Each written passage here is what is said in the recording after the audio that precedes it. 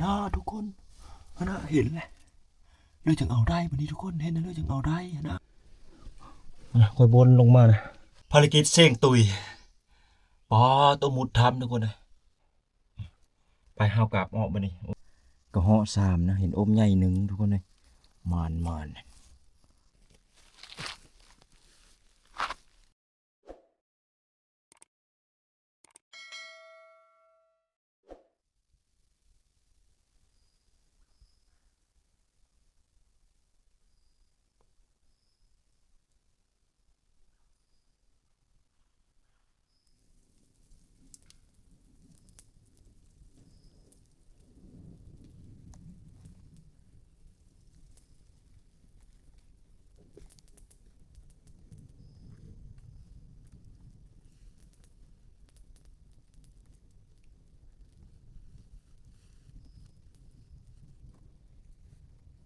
สบายดีตอนเช้าๆทุกคนเลยกำลังจะผือจะพาจะแจ้งทุกคน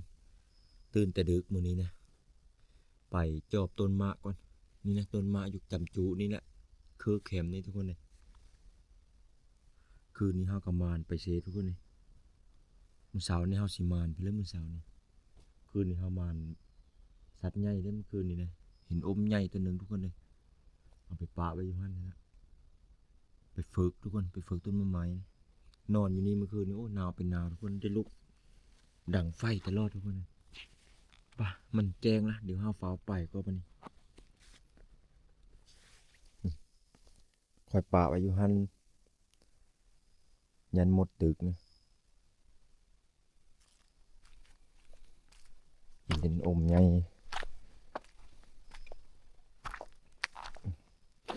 ปลาตัวนอนนี่คักอะไรทุกคนในนอนกับบอนผู้เปกับบอนดังไฟนี่ก็เหมาะเจาะเลยบ่าวหนาวกับไข่แด้ไฟซอยชีวิตดังไฟนี่โดนใหญ่กุมหมดคืน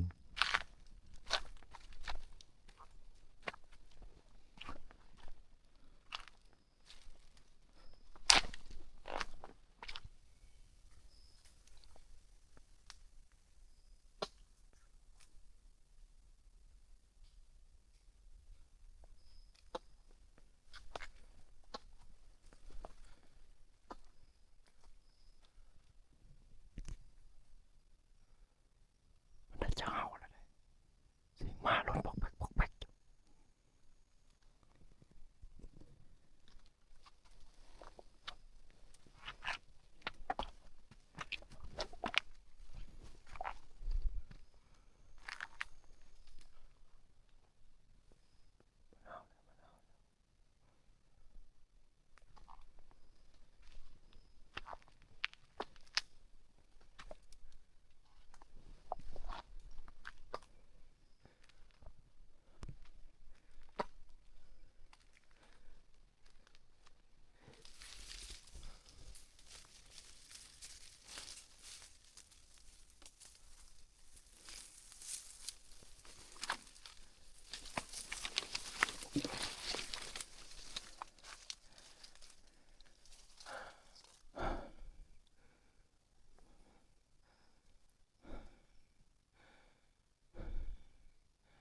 ฟังมึงก่อนยังไม่ได้มายังไม่ได้เอาทุกคนอีกทีหน่อยลูกกระเซวกระตือน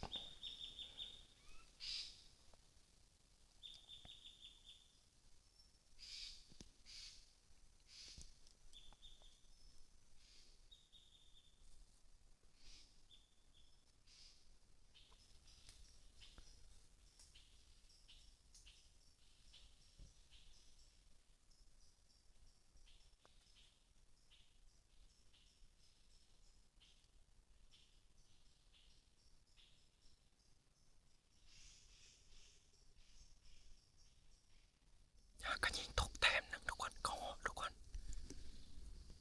ไม่ได้จังไปเก็บเอาทุกคนเลยเอามา3-4โตยิงตัวหนึ่งแล้วแตกออกไปจนหมด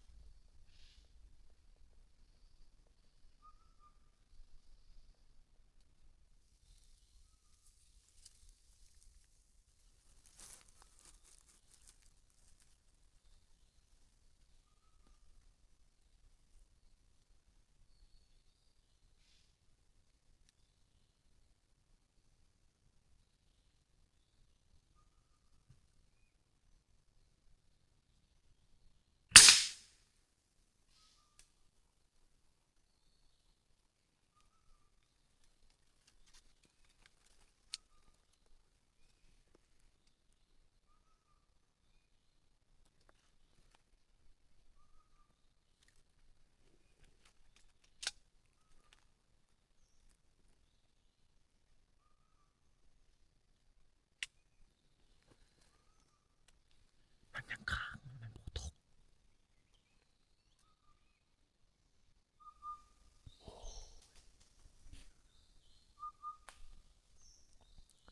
ค้างทุกคนมันบ่ตกเลยมันค้าง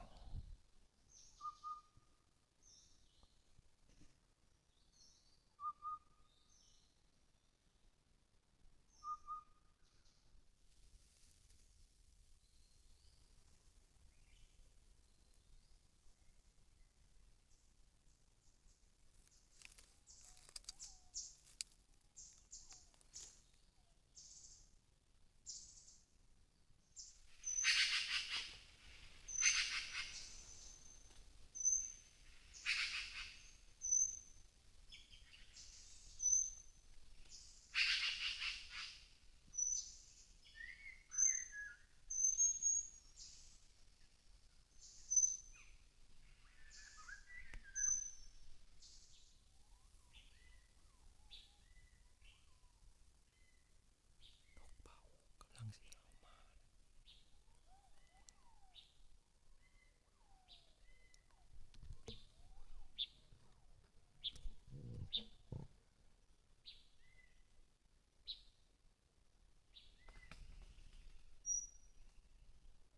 มันบ่เอาตัวไหนมันจับอยู่เดียวเนาะ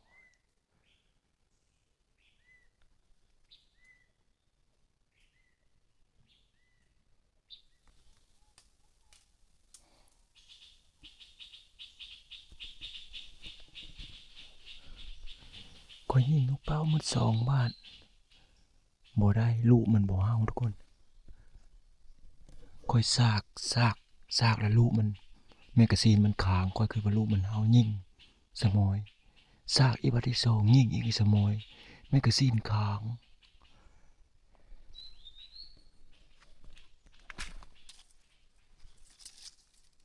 บ่ได้เลยนกเป้าโคตรเสียดายเลยทุกคนเสร็จแล้วล่ะของ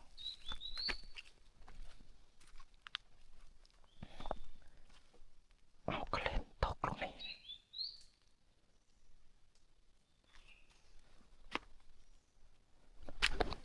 ของ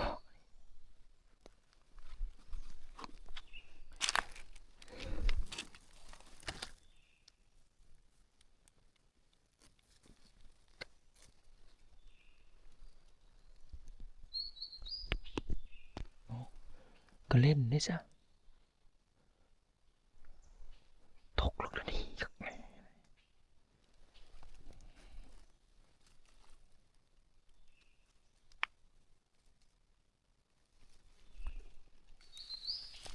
นี่นะ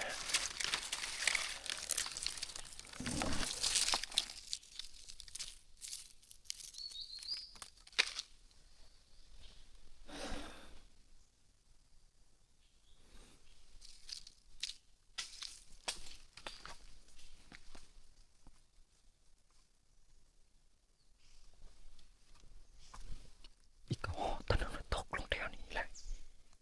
เสร็จลงทำทุกคนแล้วซาด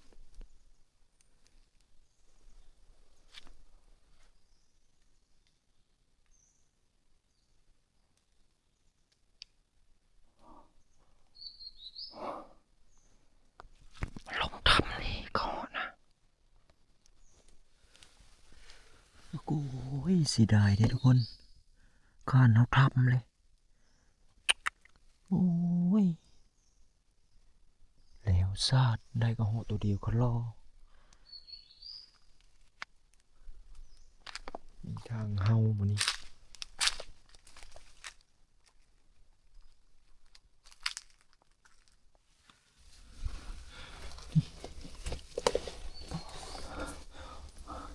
หน้าทุกคนหน้าเห็นแหละเลยจึงเอาได้บ่นี้ทุกคนเห็นนะเลยจึงเอาได้นะ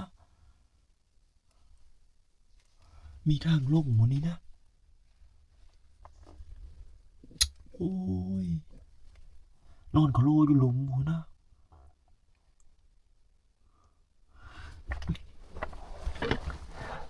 เราจึงเอาได้ทุกคน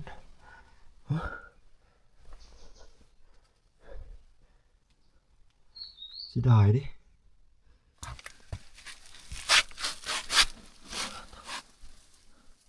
ทำได้บ่แคบทุกคนนี่จังเฮาเอาได้หาทางเกลียวเฮาไปซื้อมันนะ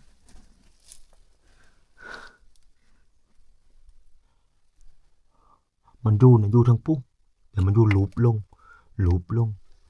บ่ฮู้ว่าฮู้นี้มันเฮาไปฮอดบ่จังวะ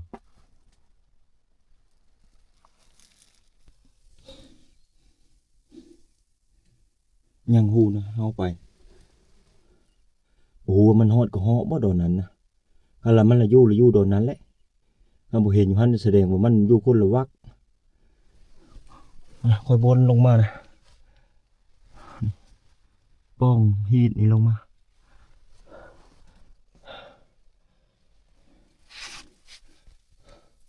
บ่แม่นทุกคนป้องนี่ก็บ่แม่นเอาแล้วมันอยู่ป้องเลยซะ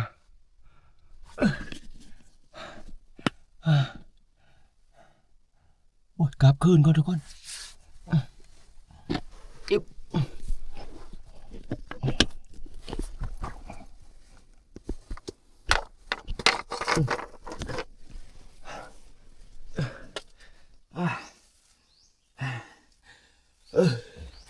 ทุกคน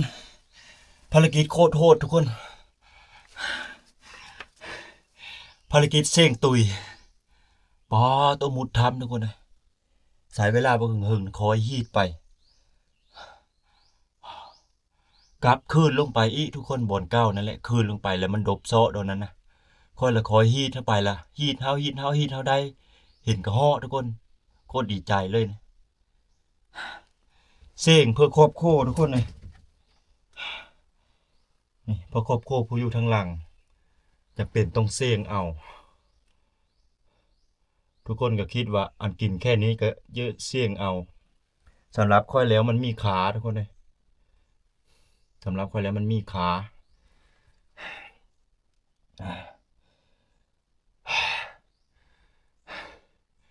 ปอตัวหาจะฟืดเลยหาก็เฮิรนมาทุกคนเฮิรนมาฮอนเลย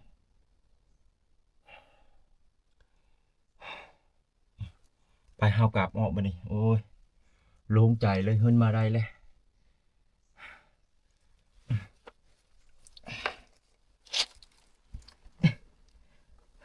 ปอกมันน้อยฮีดดบขากลับกว่าฮีดถอยหลังกลับทุกคนเลย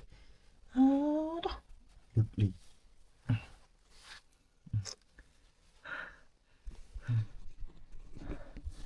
กระเหาะสะบักใหญ่ทุกคนเลยกระเหาะ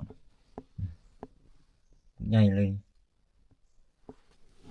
นี่โป้งลงอันนี้คือโป้งค่อยลงดบไปพูนนี้ลงไปพูนก็ดบไปเรื่อยๆจนเกลี้ยวไปจนฮอดทุกคนค่อยเฮ็ดผีเอา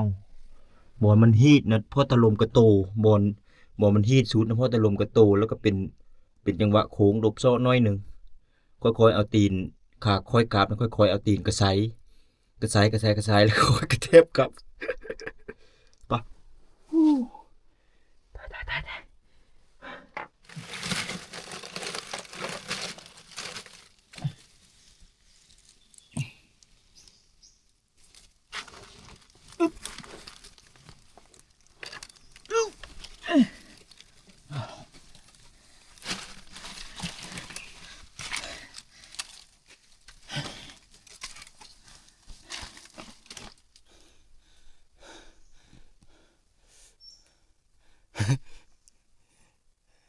ทุกคนเลยในกระห้อง2ตัวคาโลกระห้องเฮาประมาณ5ตัวตอนเช้านะยิ่งแล้วมันเตะไปจนเมิดมันบ่มีเฮามาอีกเลยนกเบ้ากันมูว่าอยู่แล้วมื้อนี้วันละเฮาก็มีเฮายิง2 นัดหลุดไปเลยมีถือลูมีเฮาแมกกาซีนมีอันนั้นแมกกาซีนมันค้าง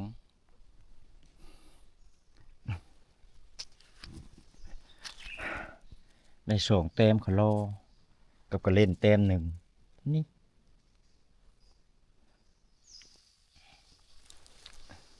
ป่ะเดี๋ยวเฮาลงก่อนทุกคนเดี๋ยวเนื้อเฮาสิหนาวได้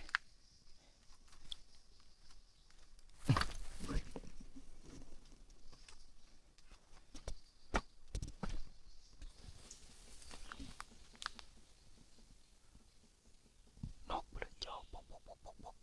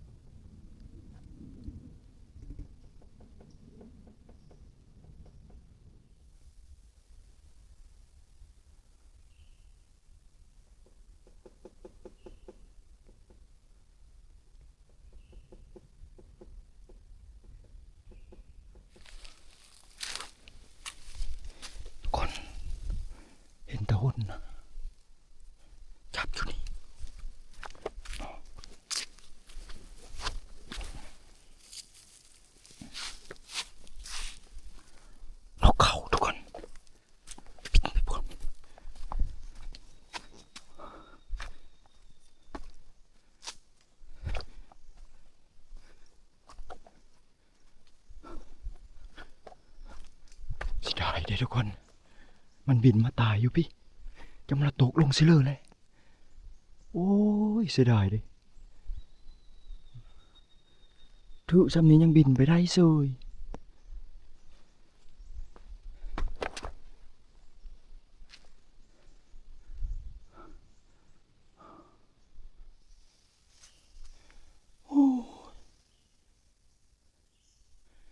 บินเฮามานี่มันหกก็ได้เดี๋ยวซาด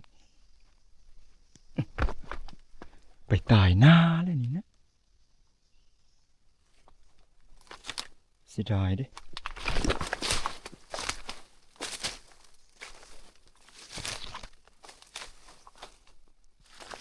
เสียดายเด้ทุกคนนกเขาทุกคนนกเขาสัตว์ใหญ่ทุกคน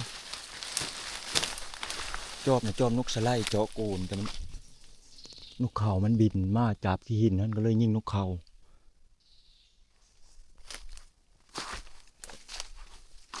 ไปเมื่อหาให้กินข้าวกลับบ้านมานี่ควันแอลกอฮอล์อันนี้ก่อน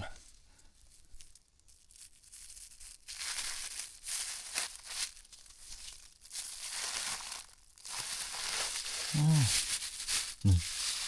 เย็นเจี๊ยบเลยทุกคนเลยแข็งเลยกระหอน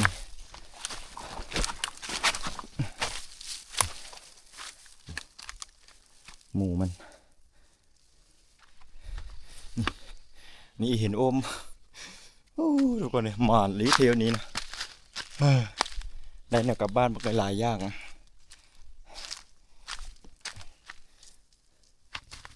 กินก็เล่นคือเก้ามื้อนี้ทุกคนเลยมาคนเดียวกินเพื่อก็ได้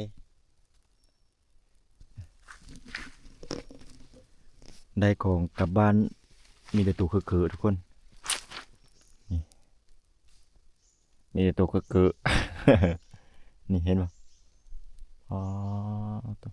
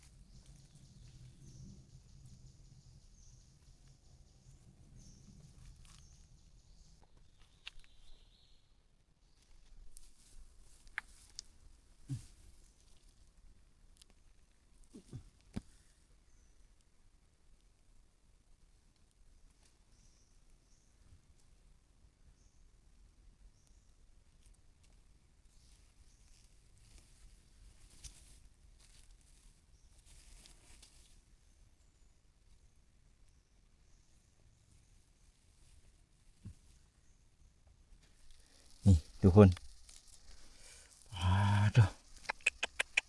จะโค้ยนี่สามกระเหาะสามนะเห็นอมใหญ่หนึ่งทุกคนเลยมานเพิ่งเอาเดินทางไกลทุกคนค่อนข้างไกลเลยได้กลับบ้านนี่พอแห้งพอแล้วนี่นะโอ้ต้องแค้นเป็นแค้นนี่นะมันกินเฮาโพดเจ็ดอยู่ไกลแหละทุกคนเลยยังอีกจริงหน่อยแล้ว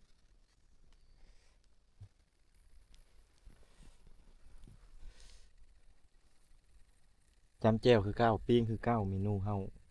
2คาบซ้อนก็ดิ เฮ็ดกินแนวง่ายๆทุกคนเลยมาผู้เดียวกินนั่นเลยก็ได้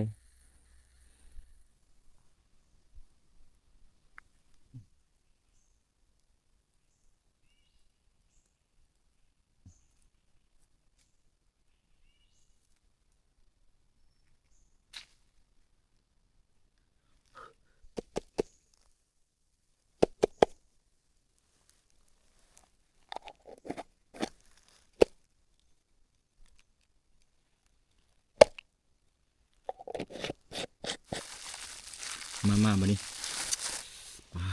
ทุกคนเลยข้าวเช้านำกันเด้อแซ่บๆมื้อนี้ปิ้งกระเล่นเนื้อแน่นๆเนื้อแน่นๆเลย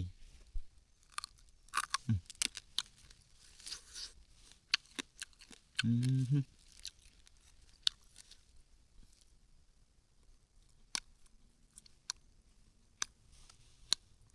อืม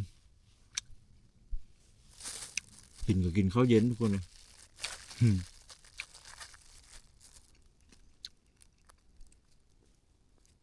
มาเที่ยวนี้นะ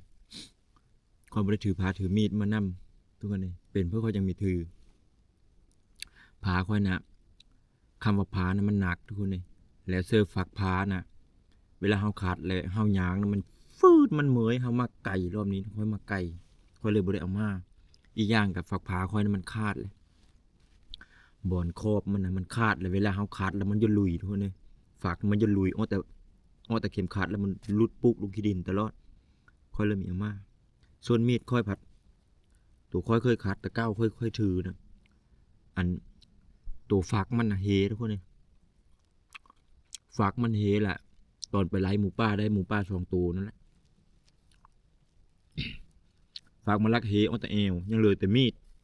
บัดแล้วบ่มีฝักซื้อค่อยเลยไม่ได้ถือค่อยยามมันเสพขาเจ้าของ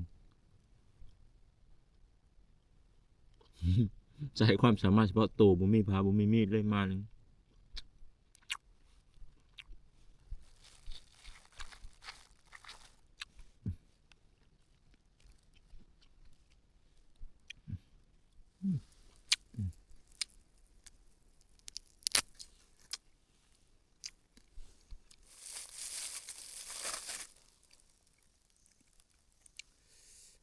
กินข้าวหญ้าแล้วก็เต็มตีนทวนถือเลขหยางเต็มตีนมื้อนี้นะ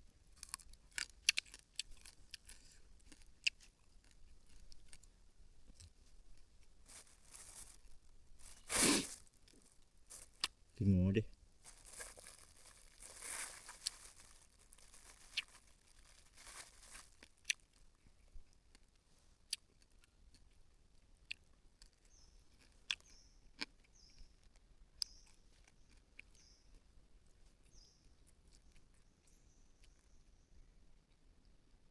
ทุกคน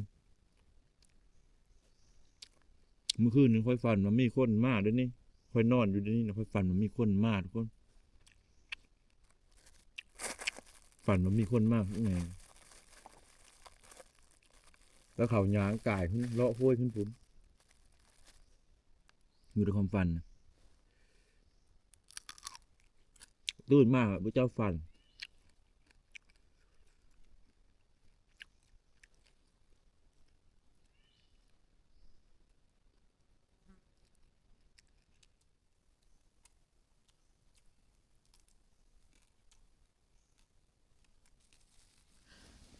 ข้าวกินน้ำยาแล้วบ่ได้พักผ่อนนี่ทุกคนสิกลับบ้านนะ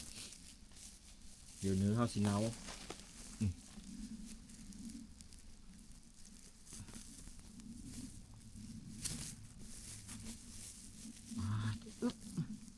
แคนเติมได้ทุกคนเนอะแคนเลยได้ขากลับเต็มทงอ่องเลยทอยางเขากระตูกับโบยรอดเลยนะ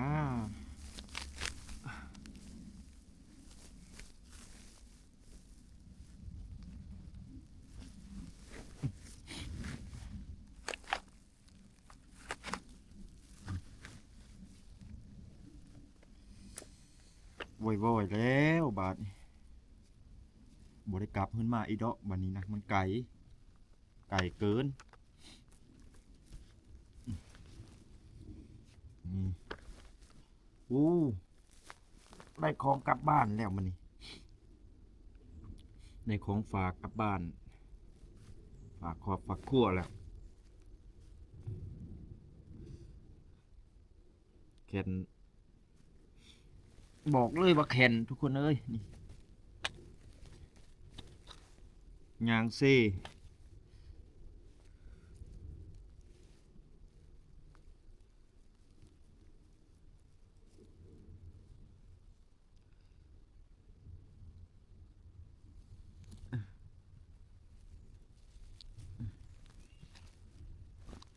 เอาโอเคทุกคนกลับบ้านก่อนเดี๋ยววิดีโอนี้ก็สิได้ฝากไว้ส่ำนี้นะขอขอบคุณพบเจอพ่อแม่พี่น้องที่มาติดตามรับเบิ่งรับชมเดี๋ยวโอกาสหน้าผู้พอเดี๋ยวไม่ทุกคนสิพยายามกับดักรอบต่อไปเอ้าสบายดีทุกคน